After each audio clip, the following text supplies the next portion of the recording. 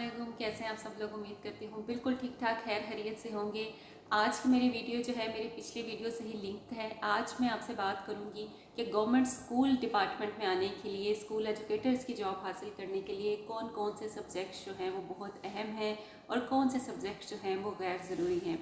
जैसा कि आप सब जानते हैं कि जो जो टाइम गुजरता जा रहा है, कंपटीशन बहुत टफ होता जा रहा है, भरमार है और वैकेंसीज जो है वो ना होने के बराबर हैं। तो ऐसी सूरत हाल में आपको मज़ामीन का इंतखाब बहुत सोच समझ कर करना चाहिए। मरहलावार बात करते हैं कि सबसे पहले जो है होता था मैट्रिक के बाद होता है FA FSC, उसके बाद होता है BSc, उसके बाद होता है MSc, फिर होता है MPhil और PhD।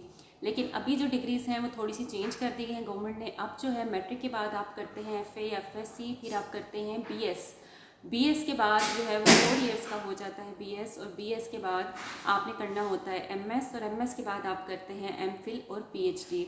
ये वाले लेवल्स जो हैं ये भी रिसेंटली चल रहे हैं डिग्रीज़ के हमारे पास। अच्छा, एक और बात मैं बहुत ज़रूरी आपको ये बता दूं कि गवर्नमेंट टीचिंग जॉब में आने के लिए साइंस सब्जेक्ट्स बहुत मैटर करते हैं। ठीक है, साइंस सब्जेक्ट्स की बहुत इंपॉर्टेंस है। ऐसा नहीं है कि आर्ट्स सब्जेक्ट की इंपॉर्टेंस नहीं है, वो मैं भी आपको आगे चल के बताती हूँ। अगर आपने आर्ट्स सब्जेक्ट्स के साथ भी कुछ किया है तो डेफिनेटली उसका भी स्कोप है, लेकिन एज़ कंपैरेटिवली अगर बताया जाए तो उसमें यही कहूँगी कि साइंस सब्जेक्ट्स के लिए बहुत ज़्यादा इंपॉर्टेंस है। इसलिए सबसे पहली स्टेज पे आपने क्या करना है, मैट्रिक में साइंस ग्रुप ही चूज़ करना है। चाहे आप कंप्यूटर साइंस के साथ ले लें, चाहे आप बायोलॉजी के साथ ले लें, लेकिन आप कोशिश करें कि आप साइंस ग्रुप की लें। उसके बाद बारी आती है FA या FSC की। अगर आप FSC कैरी ऑन करते हैं प्री मेडिकल या प्री इंजीनियरिंग के ग्रुप के साथ, दैट्स वेल एंड गुड। लेकिन अगर आप आर्ट्स सब्जेक्ट लेते हैं तो आपने एक कोशिश करनी है कि आपने कोई ना कोई लैंग्वेज ज़रूर उसमें एज इलेक्टिव सब्जेक्ट रखनी है, जैसे उर्दू लिटरेचर, इंग्लिश लिटरेचर या अरबिक। जैसे कि मैंने आपको पहले भी कहा कि ऐसा नहीं है कि आर्ट्स के सब्जेक्ट्स की इंपॉर्टेंस नहीं है, लेकिन लैंग्वेजेस भी उतनी ही अहम है जितने के साइंस सब्जेक्ट्स अहम हैं। ठीक है, तो इसलिए आपने अगर सिंपल आर्ट्स के सब्जेक्ट्स को लेके चूज़ करना है, लेके चलना है, तो आपने उसमें कोशिश ये करनी है कि आप इंग्लिश, उर्दू या अरबिक में कम से कम कोई एक सब्जेक्ट अपने कोर्स में ज़रूर लें। उसके बाद बारी आती है जनाब BSc या BS की। यही वो स्टेज है जहाँ पे आपने अपना मेन सब्जेक्ट जो है वो चूज़ करना होता है। जैसे BS केमिस्ट्री हो गया, BS जोलॉजी हो गया, BS मैथमेटिक्स हो गया या BS इंग्लिश हो गया। यहाँ से ही आपने अपना मेन सब्जेक्ट जो है वो चूज़ करना होता है अपनी डिग्री के लिए।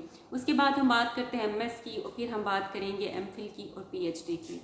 जो सब्जेक्ट्स आप BS में चूज़ करते हैं वही सब्जेक्ट्स आपने अपने लास्ट लेवल तक लेके चलना है, चाहे वो MPhil है या चाहे PhD है। अब हम बात करेंगे कुछ उन सब्जेक्ट्स की जो कि इस डिपार्टमेंट में एक्सेप्टेबल नहीं है या इस जॉब के लिए सूटेबल नहीं है, या ये डिपार्टमेंट उनके लिए वो उन सब्जेक्ट्स को कोई इंपॉर्टेंस नहीं देता। तो उसमें सबसे पहले आ जाते हैं जनाब कॉमर्स के स्टूडेंट्स। जो लोग कॉमर्स डिपार्टमेंट से बिलोंग करते हैं, कॉमर्स स्टडी कर रहे हैं, उनका इस डिपार्टमेंट में जॉब लेना बहुत मुश्किल है। इसके अलावा जैसे हो गया पब्लिक एडमिनिस्ट्रेशन की डिग्री हो गई, बिजनेस एडमिनिस्ट्रेशन की डिग्री हो गई, इकोनॉमिक्स हो गया, मास मीडिया हो गया, इस तरह के जो सब्जेक्ट्स हैं उनको ये डिपार्टमेंट जो है वो नहीं लेता है जॉब के लिए।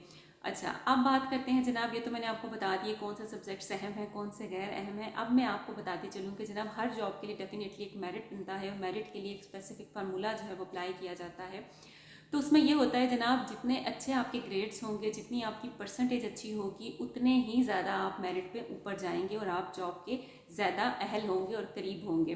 तो ऐसा है जनाब, जितना गुड़ आप डालेंगे उतना ही मीठा होगा। इसलिए आपने ये सिर्फ डिग्रीज जो है वो लेनी नहीं है, कोशिश करना है कि अपनी परसेंटेज आपने बहुत अच्छी रखनी है फ्रॉम द मैट्रिक से लेके आपने अपनी लास्ट डिग्री तक आपके जो मार्क्स हैं वो बहुत अच्छे होने चाहिए।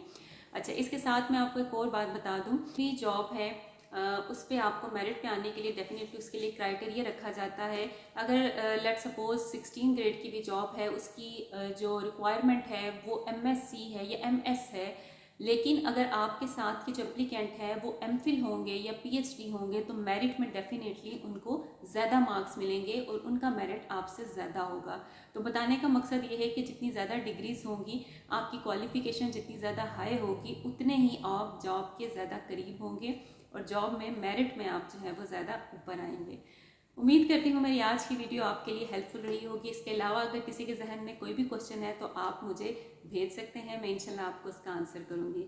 इसके साथ ही करते हैं वीडियो दी एंड। जहाँ रहिएगा खुश रहिएगा, दुआओं में याद रखिएगा। अल्लाह हाफ़िज़।